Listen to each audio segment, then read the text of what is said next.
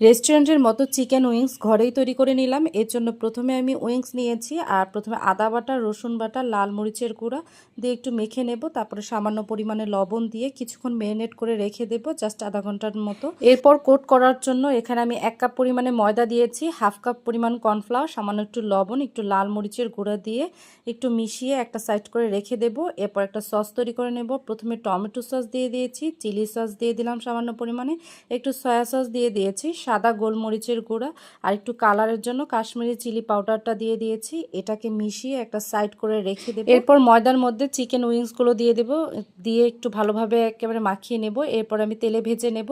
আর এখানে তেলে আপনি ডবল ফ্রাই করবেন, একবার হালকা ভেজে আবারও ডবল ফ্রাই করে নেবেন। এরপর একটু বাটার দিয়ে দেব, রসুন কুচি দিয়ে দিলাম, আর রসুনটাকে হালকা একটু ভেজে নেব। এরপরে যে সসটা তৈরি করে রেখেছিলাম সেই সসটা দিয়ে দিলাম। তারপরে চিকেন উইংসগুলো দিয়ে একটু তিল দিয়ে উপরে ডেকোরেশন করে নিলেই হয়ে যাবে।